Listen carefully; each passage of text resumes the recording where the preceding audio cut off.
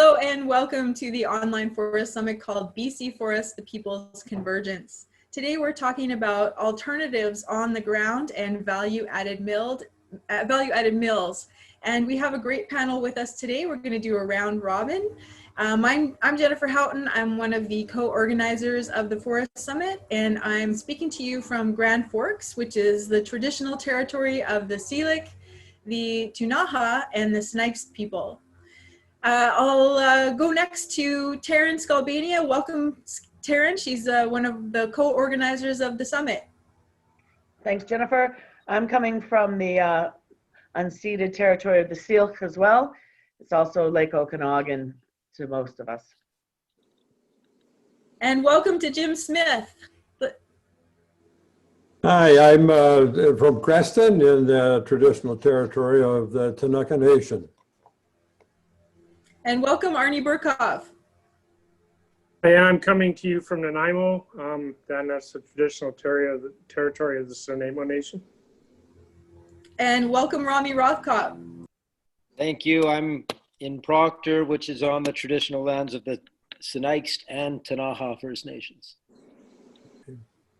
All right, I'm going to turn it over to Jim Smith, but first, a little bit about Jim. So Jim grew up in a family with a strong land ethic and graduated from the University of Minnesota with a degree in forestry in 1969. And during his 40 plus year career, he's worked for government, industry, and he's been self-employed as a consultant, mostly here in BC. Gentle forest stewardship was the guiding principle he's tried to practice this whole time. Over the years, he was privileged to be involved in a few innovative projects, such as the Ministry of Forests log sort yard in Vernon and 3 community forests in the Kootenays.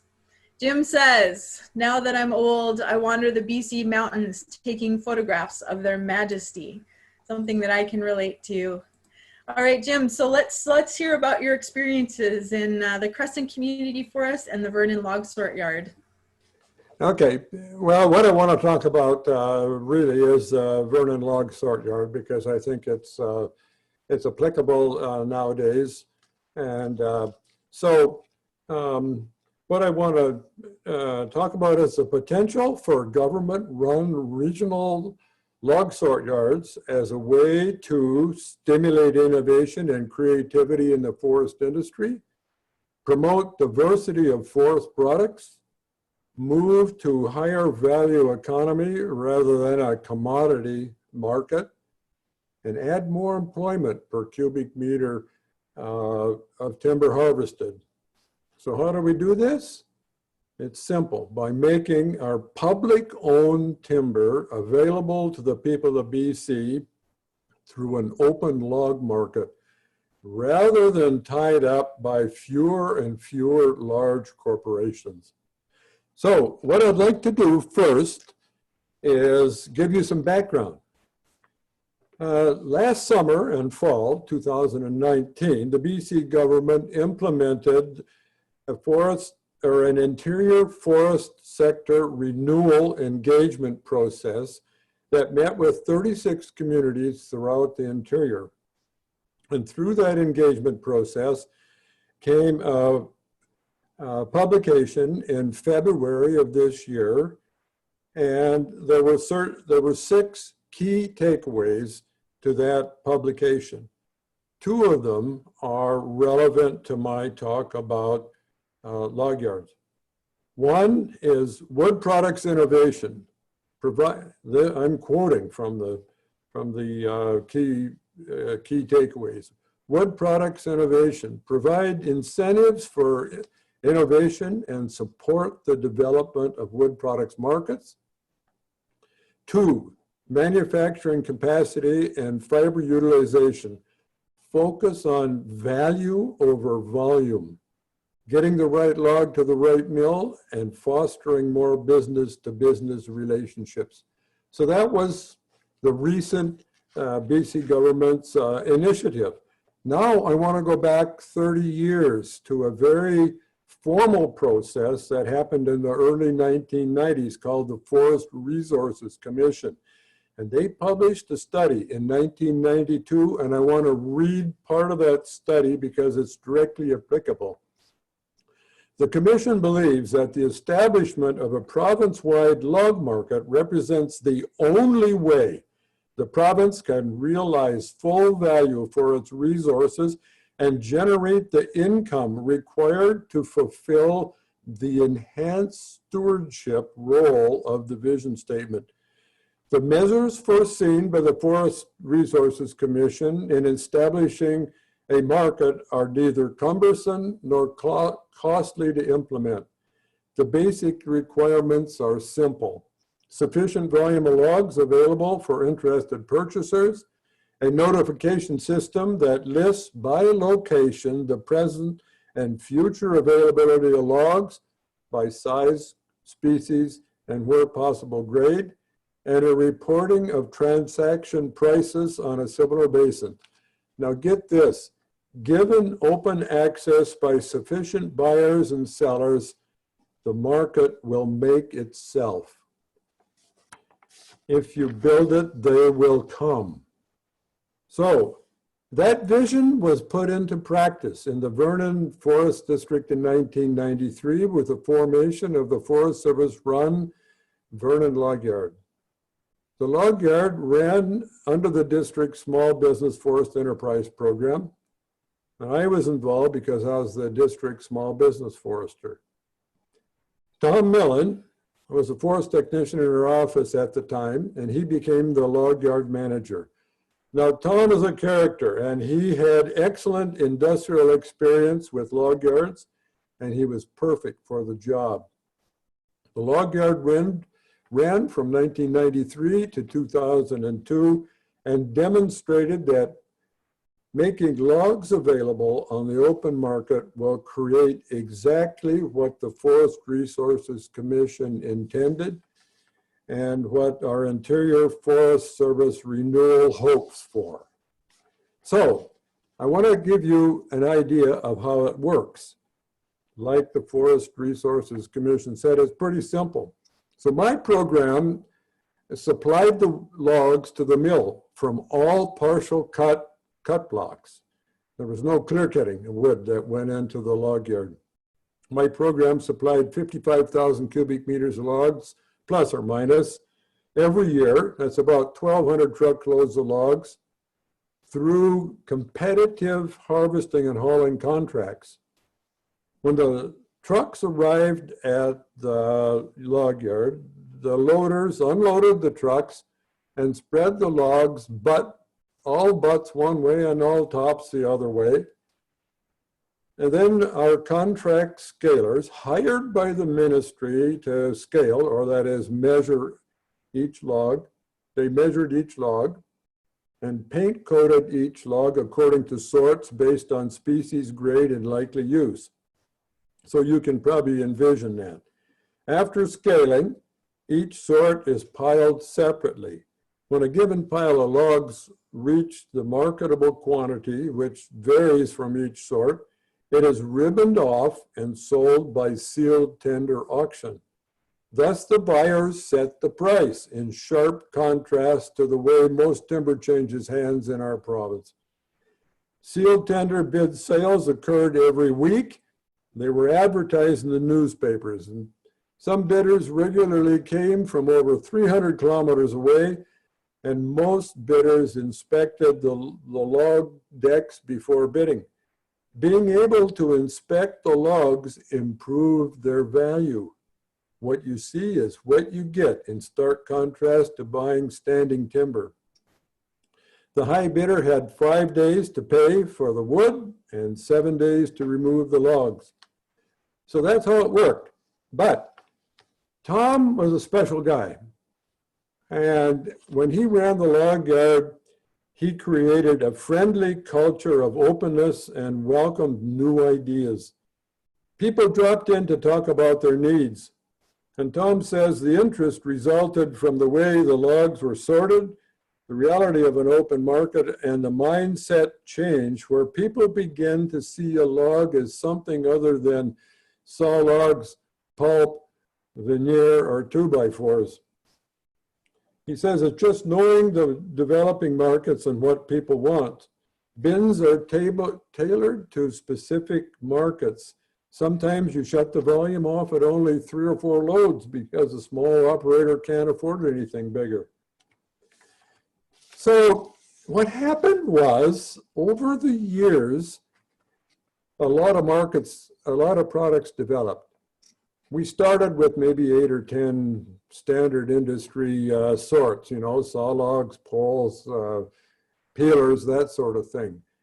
But halfway through the log yard life of the log yard, Tom had developed 52 different sorts, 52 different products that people came up with because Tom was open to new ideas. So what I want to do just quickly to give you a vision of what can happen, I just want to talk about some of these 52 different sorts because they're really interesting.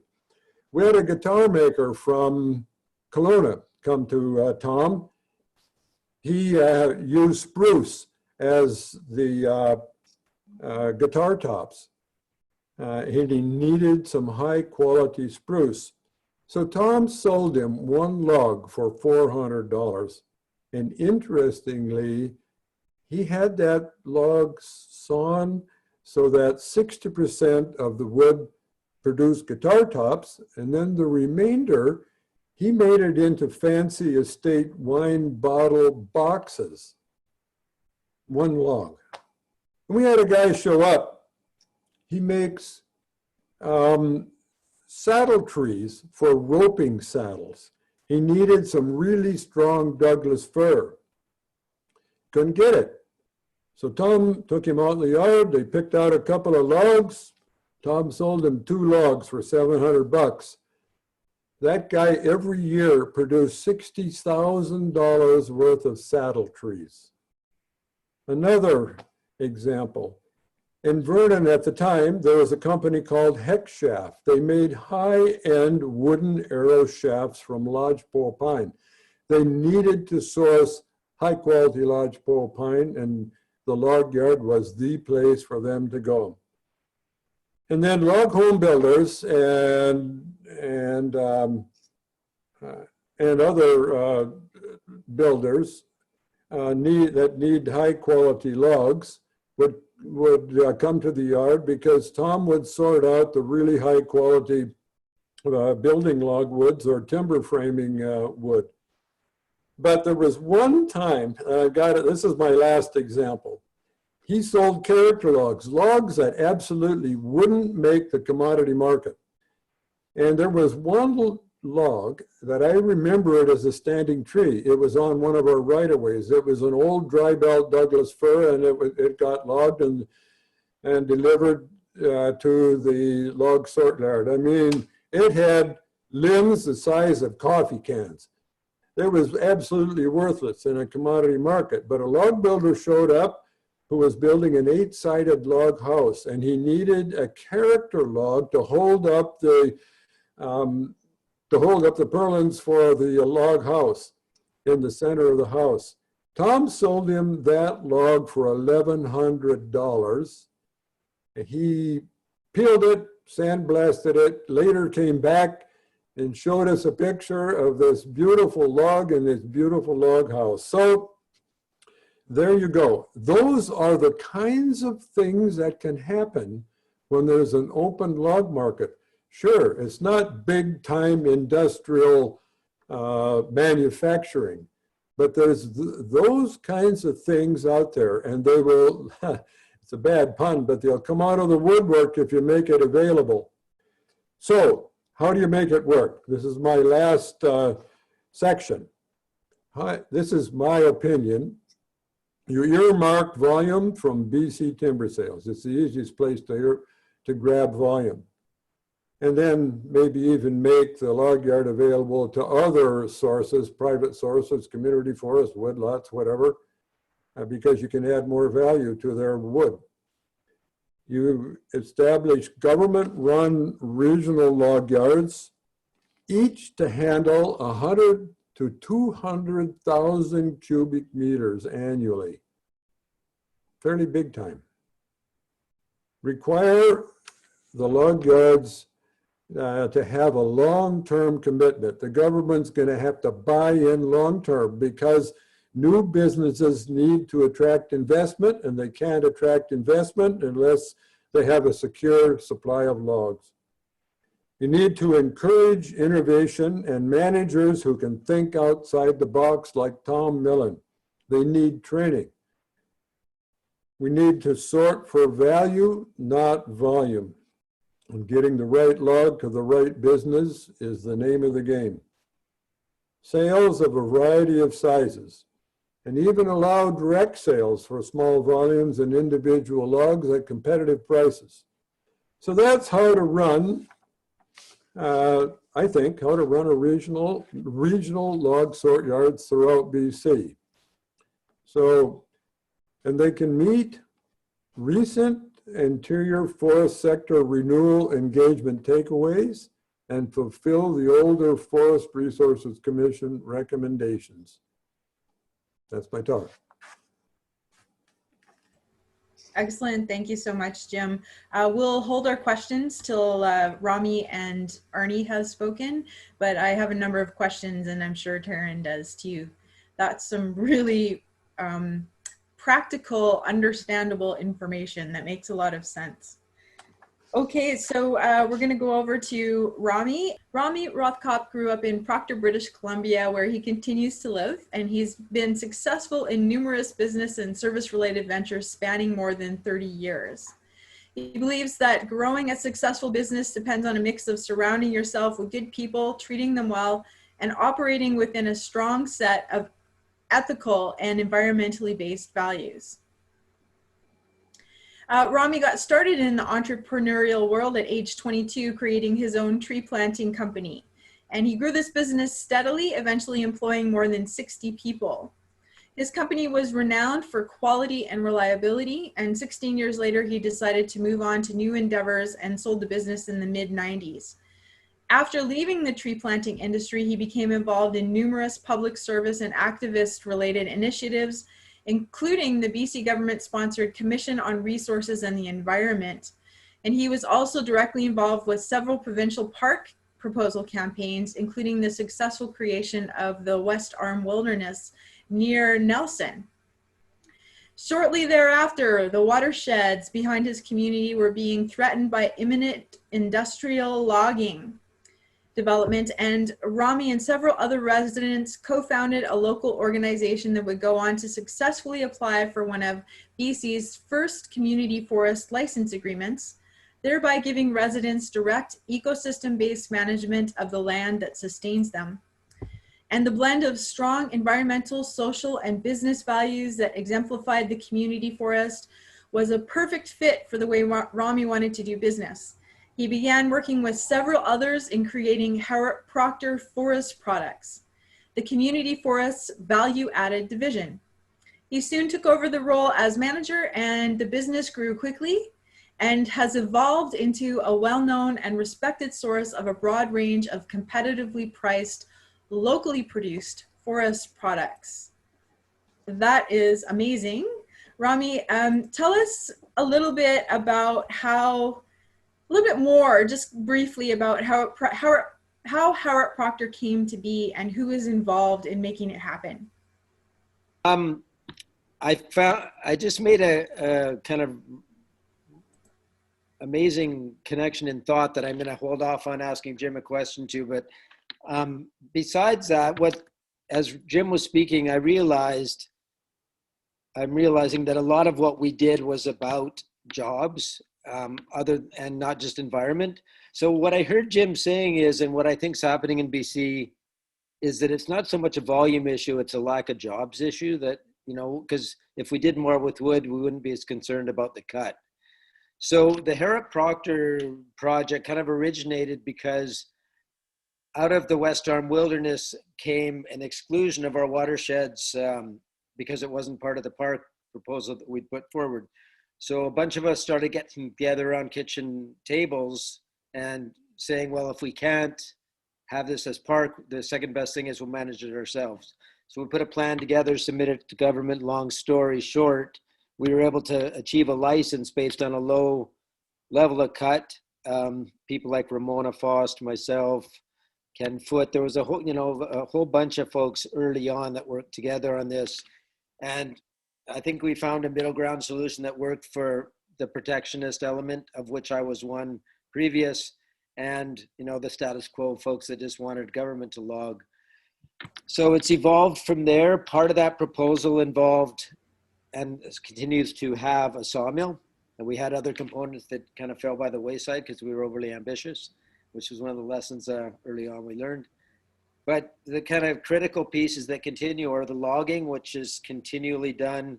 And Jim's been a big part of our learning, I think, maybe less so now, but he, I know, was a mentor for our forester, Eric. A lot of selective cutting, kind of small patch cuts, not a lot of tree planting, because if you do good forestry, you don't have to plant. And so on. So the mill has evolved as part of the project for the community forest to a business where there's 8 or 10 people working now, including summer students. And the jobs created are much higher than in normal business. And this gets back to, our conversation today around doing more with the wood in BC. So I'll just give you a quick non-scientific analysis, like I won't mention the names of the mills, but a medium-sized local sawmill within, not far from you, can cut in volume what we do in a year, they do it in a shift with the same amount of people. And if you go to a super mill in Alberta, they do it in an hour and a half with the same amount of people.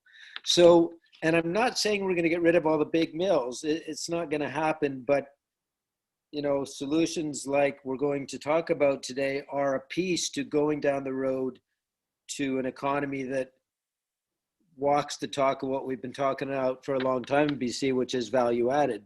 I mean, that buzzword, it doesn't even mean anything anymore in some ways because we've been saying it so long, while at the same time the jobs are decreasing through mechanization.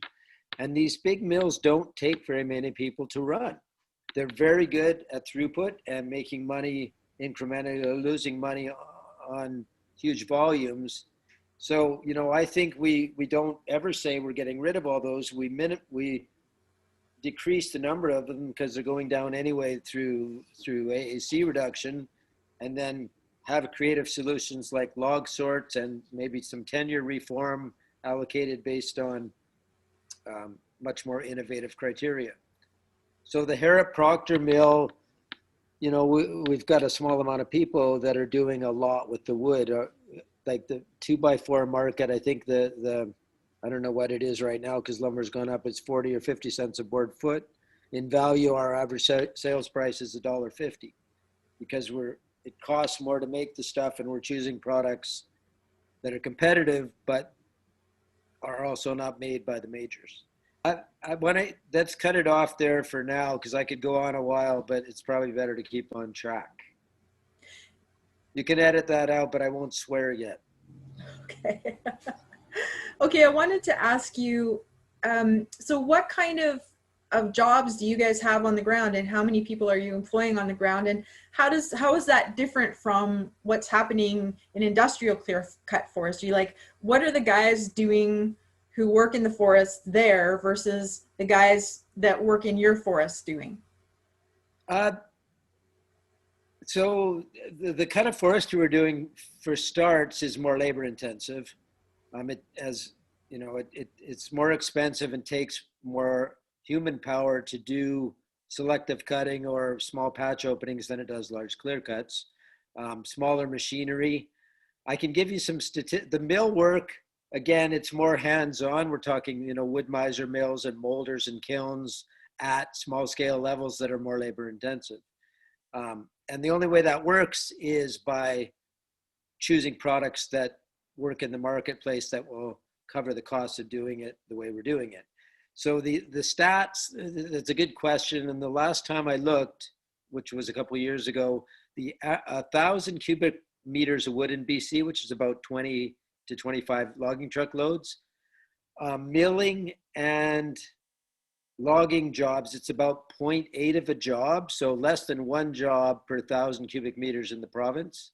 And the Harrop Proctor combo is about 3.5.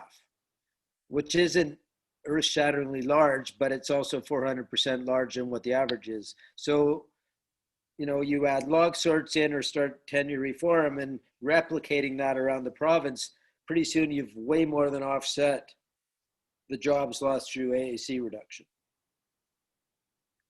And so for someone like me who's never worked in forestry, like I have this vision of clear-cut industrial forestry. There's like one guy in a feller buncher. He goes around and in a day, 10 acres are gone.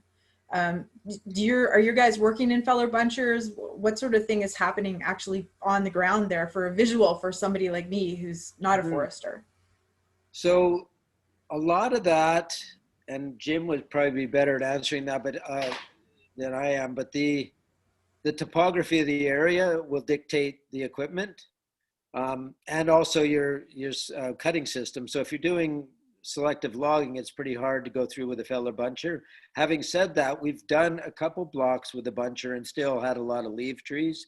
In general, our land is steep, and so we're dealing with, you know, hand falling and some processor equipment, but not a lot of feller buncher. And if you move to the Chilcotin where it's flat and rolling and they do a lot of production, I don't know how many hectares a day they do, but it's a huge amount with not very many people.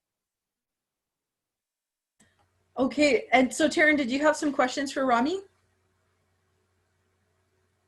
You're muted, Taryn. Oh, I'll get that right one day. Ramy, I just really wanted you to repeat that statement that I want everyone to hear again. When you said if you do good forestry, you don't have to plant, you don't have to reforest. Can you explain that in detail for us?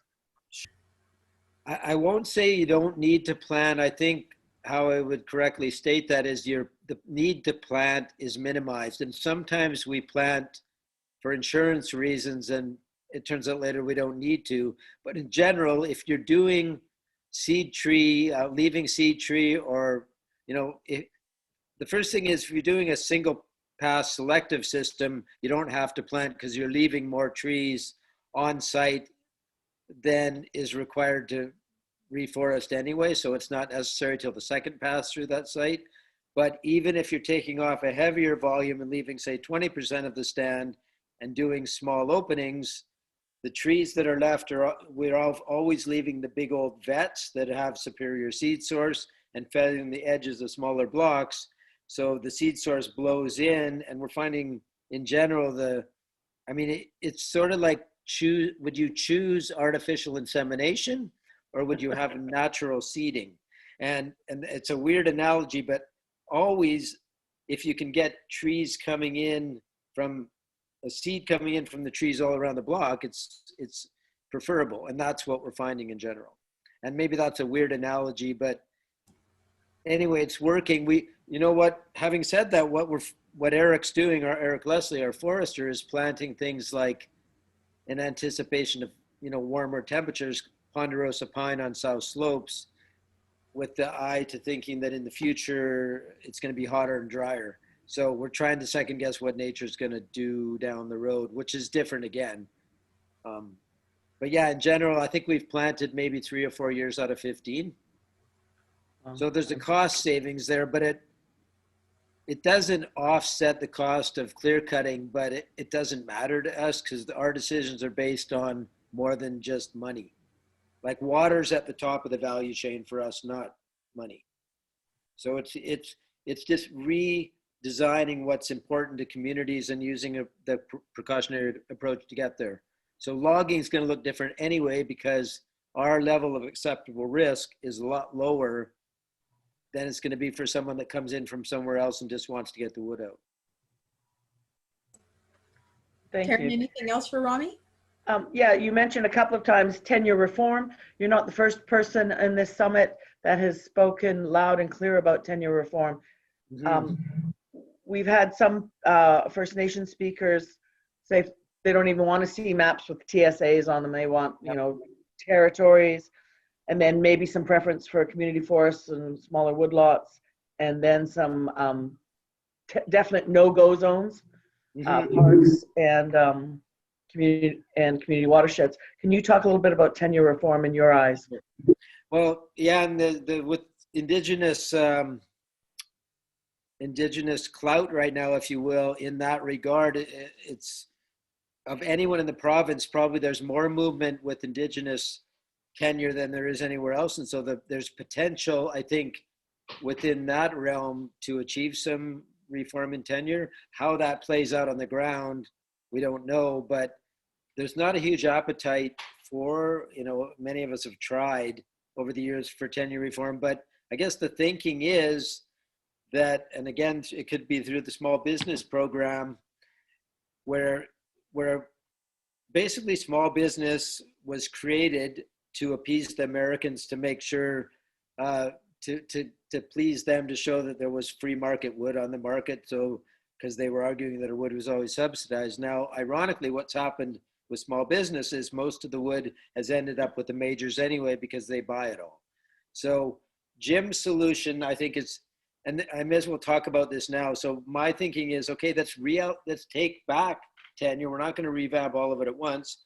Take back some of the tenure and allocate it based on number of jobs created, environmental integrity, community support, First Nations support, general buy-in. But if we start allocating tenure that way, it will also should push up the price of wood, because the end use of the product, the wood mix into the business, is going to be a comparatively smaller part of the total value of the products than conventional mills.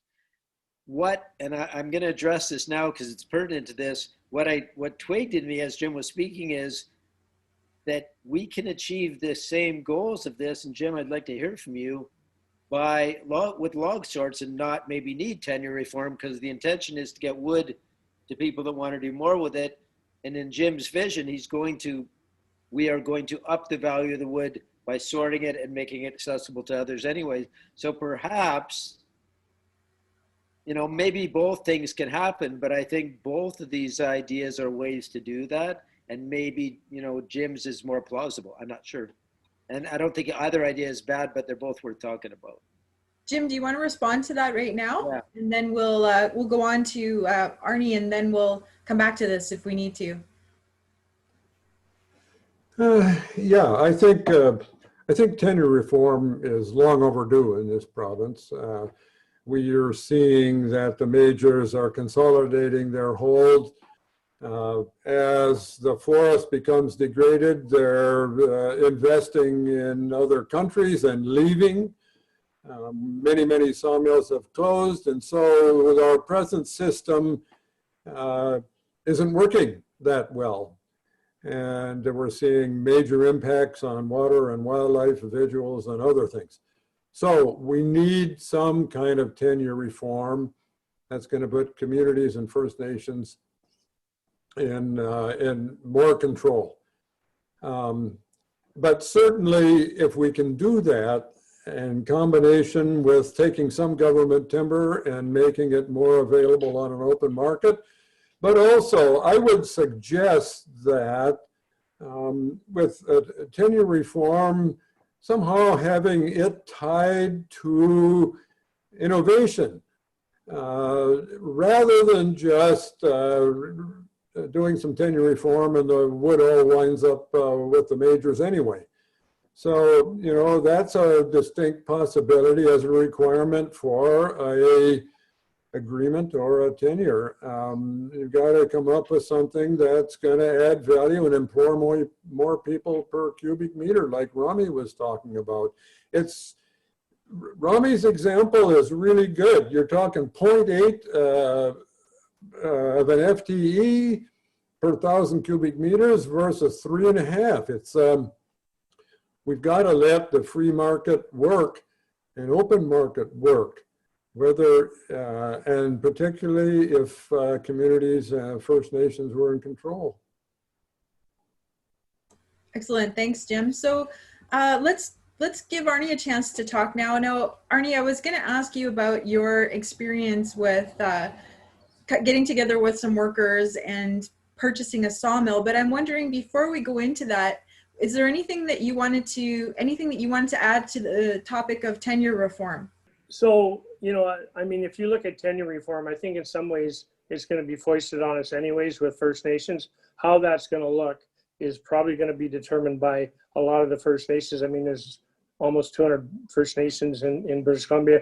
So how that tenure reform fits in with the majors and the partnerships and local communities, that's probably what's going to dictate a lot of what tenure reform is going to look like. Some nations are not going to log anything. Others are going to want to continue what we would probably consider bad practices. So it's probably going to be something that we're going to have to adjust to. But the one thing I've learned, because I've worked with a lot of First Nations, is they're going to make their decisions based on how they feel. So it's always a good discussion, but where we go in this province, I think, is going to be determined a lot by how First Nations perceive their role. So Okay. that's just my thoughts on it. Great, thanks for sharing that. So now I'm going to formally introduce you. So Arnold Berkov recently retired from his position as president of the Public and Private Workers of Canada, which is a British Columbia-based pulp and forestry union. He's worked with Indigenous communities and environmental organizations to promote sustainable forestry and environmental stewardship to save old growth forests on Vancouver Island. Arnie's the winner of a 2019 Delta Clean 50 award, which recognizes clean capitalism and sustainability of industrial output in Canada. He's been involved for most of the last 20 years promoting the Forest Stewardship Council of Canada, and much of that time was spent as a sitting board member of the Social Chamber. Welcome, Arnie. All right. So let's go right into your experience as a worker, joining together with other workers, buying a pulp mill. Yeah, it really is, I think, an amazing story and a kind of a one-off story. But in Nanaimo, the pulp mill I worked at, and I was there, that was in 2008. I'd been in that mill for 39 years, and it actually went bankrupt. It went down. Poor management from Pope and Talbot, but that's a whole other story. And basically, 500 of us lost our jobs. So at that point, we thought, yeah, what are we going to do here? And again, I'm supportive of large mills, because certainly as a union guy, they pay good wages. But it was so anyhow, what we did is we got together with a group of investors, and it was difficult. Probably took about 9 months. We raised $20 million. We spent time inside a courtroom, quite a bit of time. Because certainly at that time there were other bids for the property, and ultimately we were successful. The judge awarded that mill to the workers. It's not that we were the highest bid, but there was a lot of people on our side saying that this is about jobs, this is about community, and really this is about local ownership, about doing something different in the industry. And so it really is amazing. We got each of the employees to throw in $25,000. That's a lot of money when you've lost your job. And at the time I was vice president of the union, I had to bargain a collective agreement with people that, quite honestly, and I hope they don't see this, but I couldn't stand. I'm sure they will see it. Because my life was spent, pretty adversarial as a union guy. I was probably a pretty tough union guy. At least I'm sure they'll say I was hard to deal with. But ultimately, you make decisions in life, and one of them was that we would have to work with these people. And we did. And we came up with a collective agreement that was, I think, really fair. Continued to pay really good wages. Most of the guys there are making probably $100,000 a year, benefits, pension. So it really, I think, put a lot back into the community to get that pulp mill up and running. You can argue certainly whether pulp mills are good or bad, but the idea of industry is it responds to people's needs, and people need paper. And so that's kind of what happened. 2008, we got the mill up and running. We all threw in $25,000. Probably at this point, and that investment's worth 5 times that. So that's pretty cool for the guys that put money in. But we went through a lot of tough times. I mean, a lot of people said, you guys will never make it. I had people come to me say, union people are too stupid to run a pulp mill, all those types of things. But at the end of the day, this thing really worked out well. And it kind of goes along with a lot of what we're talking about now is how do we change the ownership model in this province so that we can really put money that is made in this province back into this province. And the good thing about this pulp mill that we invested in is all the money that's been made in that mill since 2008 has been reinvested in the mill or paid out as dividends, to a lot of it to the employees and a lot of it to the other investors. And one of the investors is pretty cool because we're talking about value added. One of the investors is the Pioneer Log Home guys. I don't know if you other guys are familiar with them, Pioneer, but they're probably the premier log home builders in maybe in the world. So not good actors though. They're not very good actors. Not very good actors. No, exactly. Yeah. Brian, he's quite the showman. Yeah. So it's been an amazing run. And you know, I retired a couple of years ago, but the other thing I think, you know, is important when I talk, and I like to talk about my experiences. I come probably from a more practical experience. You know, I started working for McMillan Waddell. You guys remember them. Basically believed everything they told us. You know, as a young guy, Forest Forever, you probably remember those commercials. It's just the world that we came out of. And it probably wasn't until the late 90s when all the protests were starting. And, you know, people like Adrian Carr, Valerie Langer, those types of people that really set this province on its ear in a lot of ways, and pushed the environmental movement to be really, really mainstream, is when I started taking a hard look at what we were doing, the way we were logging, and saying, hey, we can't continue on. So, you know, I ended up as an FSC board member, did a lot of work with Ken Wu on the island here to try and move away from the old growth logging into a sustainable type of second growth industry. So that's kind of where I'm coming from is, you know, industrial logging is something I support, but it's really, we have to do it in a way that we maintain good jobs, but we make sure we look after the environment and we reinvest locally. So that's kind of my background. Thanks for all that. And, oh, go ahead, Ramy. Oh, I just have, are we asking questions or holding off? I have a question for Arnie. Yeah, let's have an open discussion now. Arnie, you may have said this and I missed it, but what is the business model structure of the pulp mill? Is it a co-op? How did you structure that? No, it's actually, we issued shares. Okay. Every employee got 25,000 shares, paid $1 for them. And we only owned a quarter. The other 75%, 25 was owned by the Pioneer guys, 25% by a billionaire kind of oil guy, and the other 25 from Alberta. And the other 25% was owned by a local kind of a logger guy, a contractor. Yeah. So, yeah, and they were all issued shares. Everybody was issued shares. So the shares are appreciating in value according to the value of the company. Yeah, it's like any other company. Then they evaluate it every year. So, but you know, I will say what else interests. I'll say quickly. You know, when I said, you know, I struggled with a lot of these guys, and I was probably a pretty tough union guy. But if you don't try and learn something every day, you're an idiot. And this model, quite honestly, of having that much input from the workers, I think it is a better place to work. Much less grievances. Things were solved quickly on the shop floor. So, you know, it's something, it kind of boggles my mind that more people don't do this. And in Europe, this is quite common. I'm always curious because we chose the cooperative model in our community, and just because it fit within the confines of what we were trying to do. And I'm not even attached because I think there's good co-ops and good corporations and vice versa. But yeah, it's interesting the models that we choose and how it serves people. But I think the essence of what you said is the important thing, is that it's about local as opposed to external. So yeah. That's what I'm hearing. And I 100% agree with you.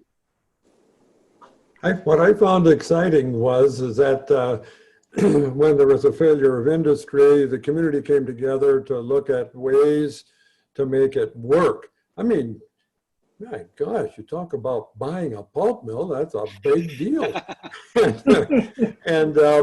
And for you guys to face that challenge, when people were telling you that you can't do it, and you went ahead and did it, and now we're 12 years later, it's highly successful. I think those are the kinds of stories that we need to bring out to the people of BC. It's there for us, and this is how things can be done. Yeah, I agree 100%. It's a great story, but, and you know, I'm sure it can be done on a smaller scale. I mean, there's a few sawmills here that I'm kind of looking at. Maybe we could do the same thing, because there is, you know, right now lumber's pretty high, but the next downturn, I think you're going to see more mills close. But, and I'm not a business guy, I'm a union guy. I was a pipe fitter, but I understand you can lower costs significantly by the attitude of your employees. It makes a big difference if people want to be there. Taryn, did you have some comments or questions at this point? Yeah, I just wanted to ask Arnie about the new mill that opened up recently in the island with Sand Group. And it ties into what we were speaking earlier, access to wood. They're having trouble accessing logs.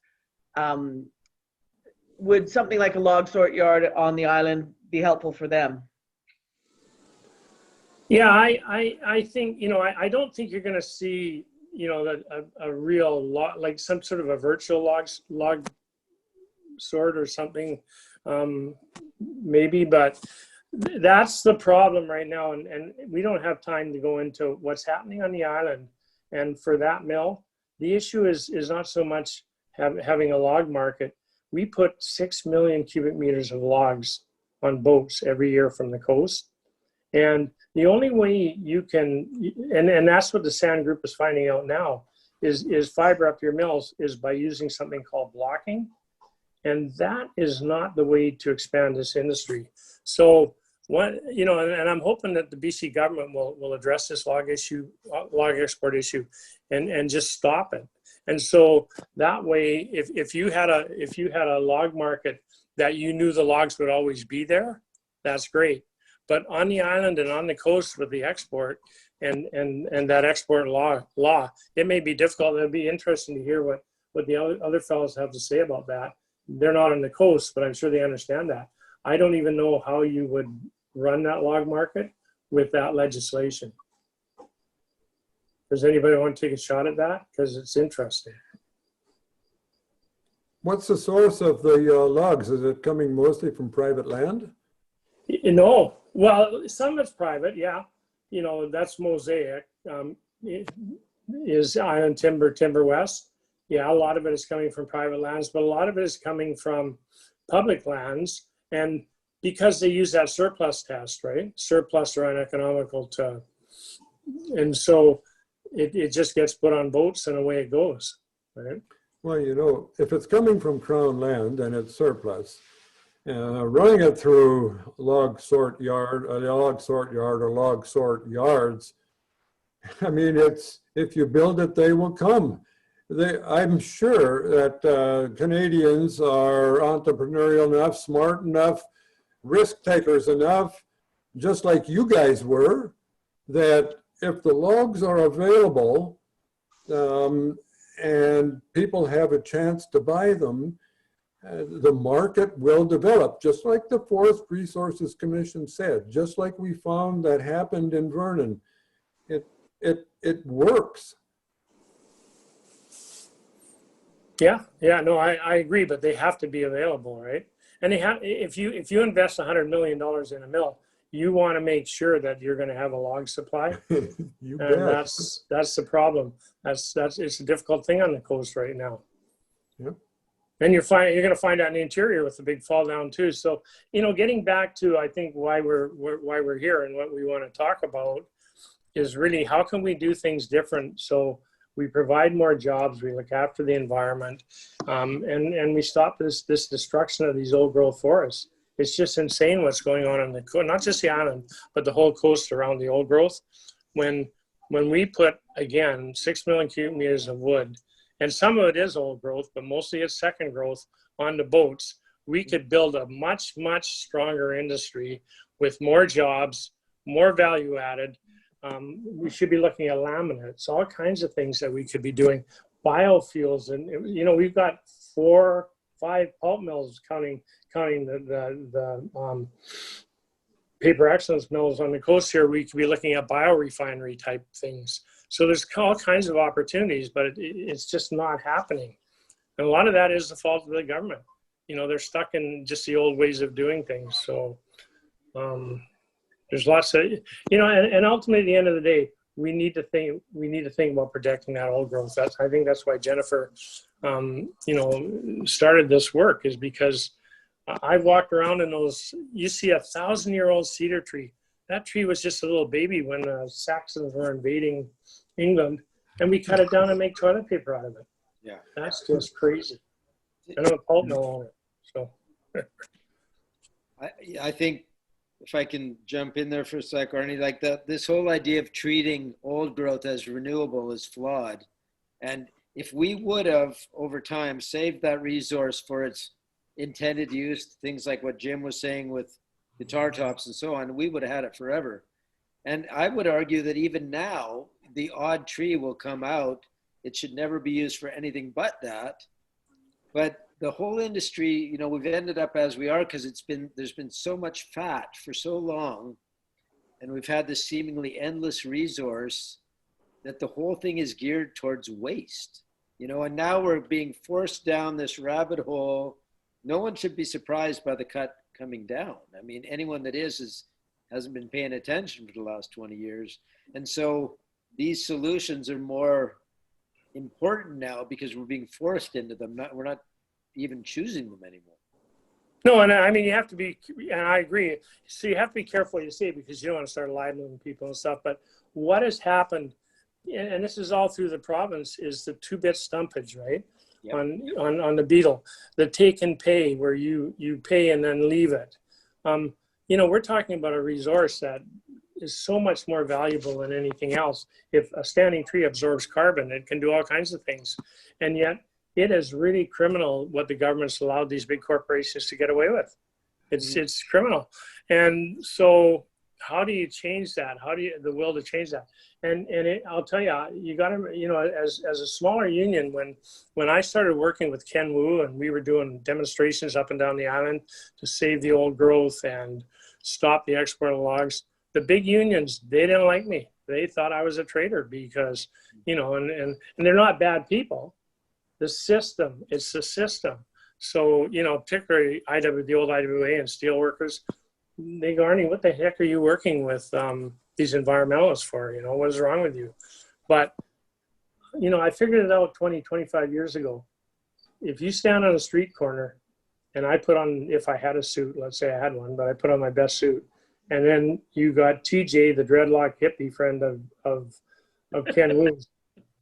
They have the credibility now. People understand the bind we're in around the climate. They understand it. They just don't know what to do. They need leadership. And that's why it's so important, these types of forums that we're doing now, to get these ideas out. Everybody's not going to agree, but ultimately we need to talk about what we're doing on this planet. We don't have a long time to have these discussions. I agree, Arnie, and that's what's so great about what Jennifer is doing. It's providing a way that leaders can come forward. I'm not an environmentalist. I'm just a community spokesperson. I have a watershed that's severely logged. There isn't even anything left to create a community forest out of it. You know, I can't even go that route. It's too late. So that's, you know, we can share all this information. Maybe there are some groups like mine that are not in heavily logged areas like Glade that can go towards the community watershed now before it's too late. But we all have to do something, our own little bit right away. Yeah, and I mean, go ahead. Oh, okay. I think the important thing for these types of events and what Jennifer's trying to do, and if you change one person's mind, one person's, and that might be the person that makes a change for somebody else, and it goes on, and you know, and moves us to where we need to be. But again, what's happening on the island to the old growth, and it's really being done by Mosaic, is shameful. It's really shameful. And I remember going to it's called the Beaufort Mountains with Ken Wu, and that was a few years ago in Port Alberni.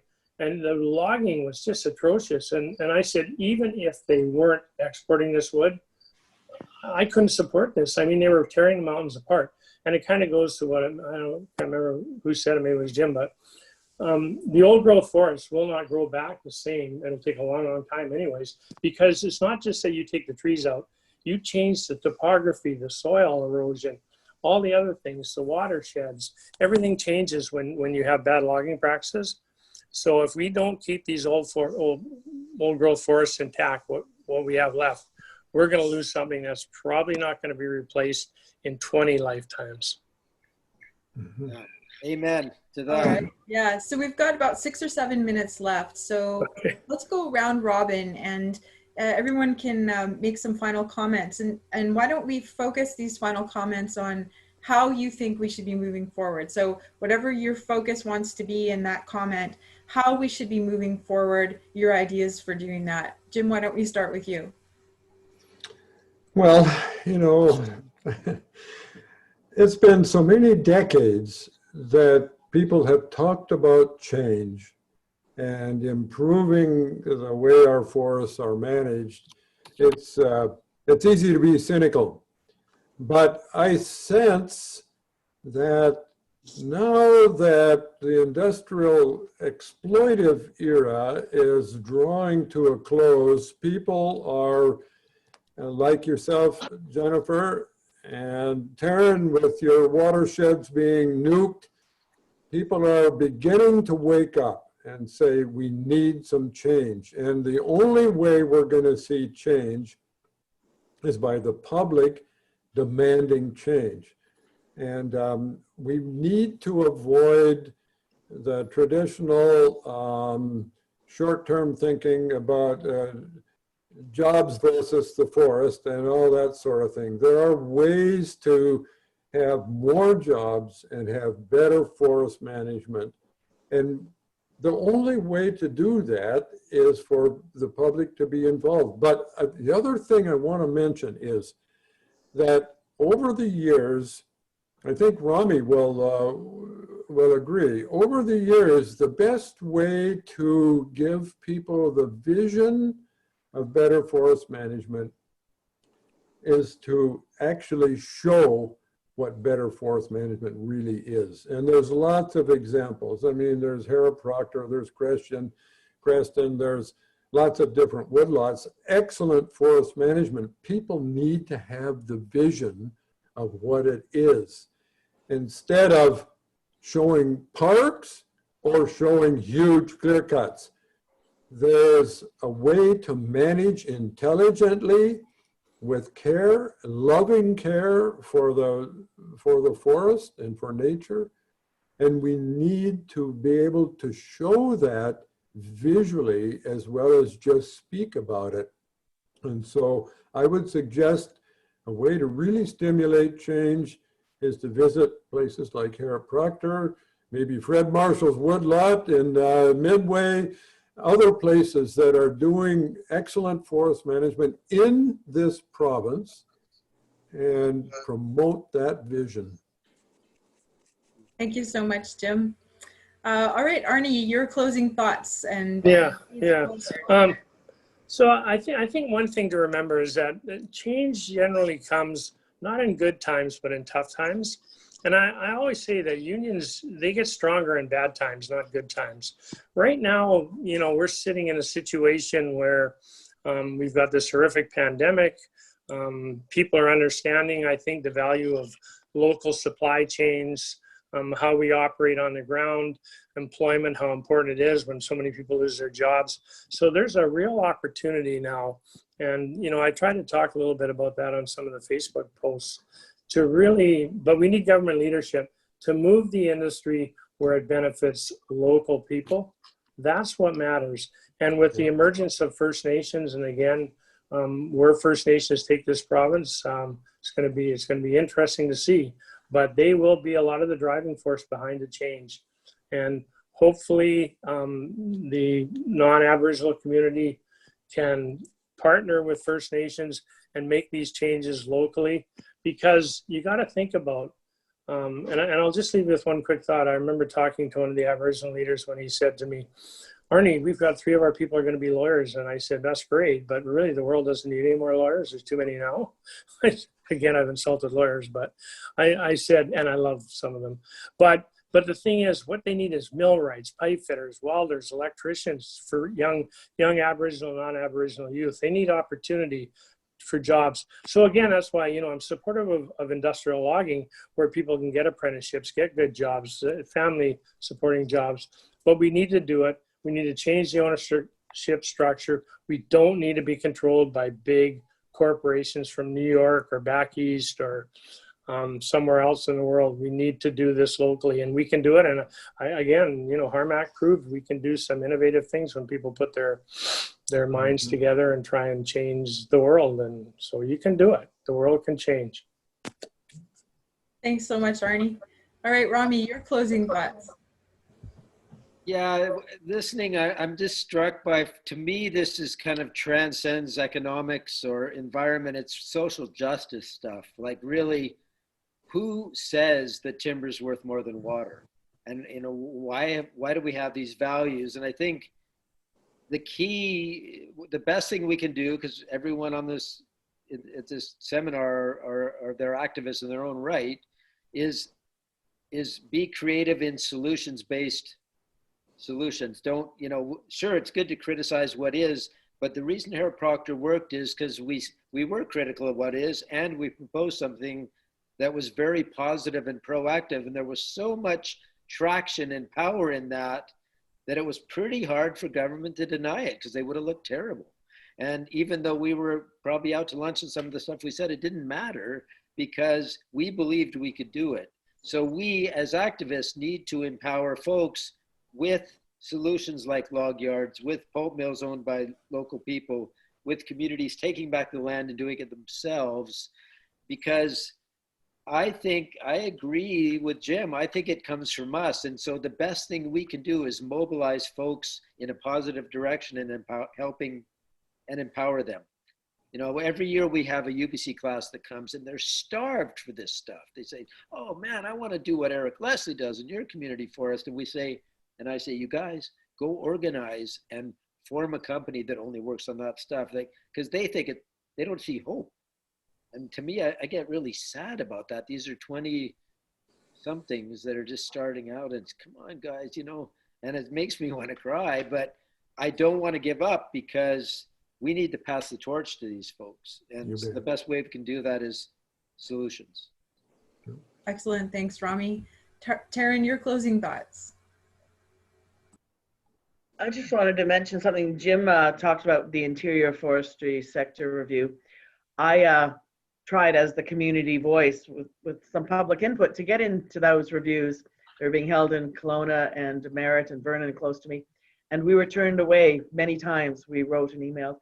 So there is often a challenge for the community voice for input with this government. Those reviews were run by industry, not by government. And I also just wanted to say that I think it's great that some communities can take over more say of their watersheds. And when you took over the forestry of your watershed, Jim, they allowed it because they said it was the most valuable watershed in the South because it supplied the water for the beer, the brewery. Like, why is supplying water for a commercial brewery more important than my town supplying water for a community?